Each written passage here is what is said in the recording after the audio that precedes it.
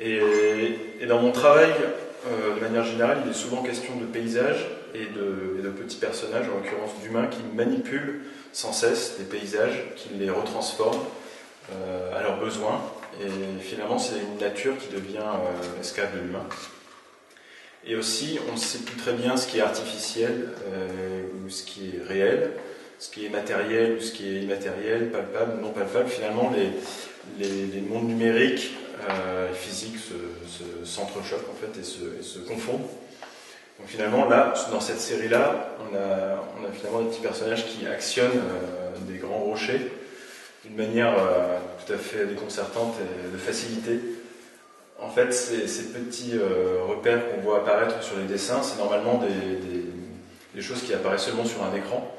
Ce sont en fait des sortes de cadres de sélection pour pouvoir bouger des objets sur un écran.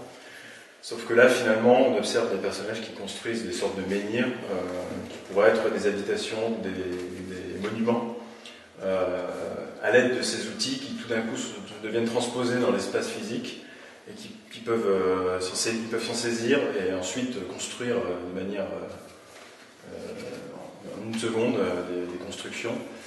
Et ce qui m'intéressait aussi, c'est d'habitude dans mon travail il y a plus un rapport au paysage, mais là ce qui m'intéressait aussi c'était plutôt un rapport au néolithique et aux menhirs, toutes ces constructions, ces architectures. Parce que dans mon travail aussi, je m'intéresse beaucoup à l'architecture.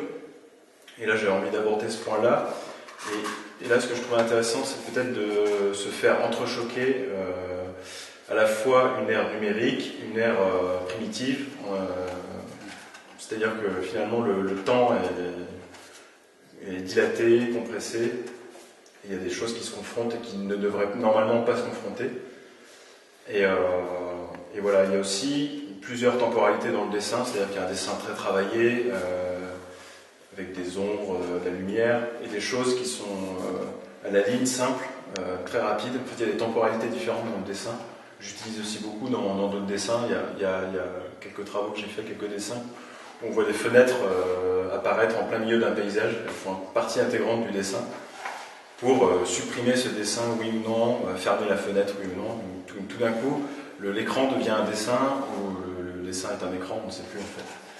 Et donc là, on observe une sorte de cheminement d'une construction, donc plusieurs étapes d'une construction qui arrive à l'aboutissement.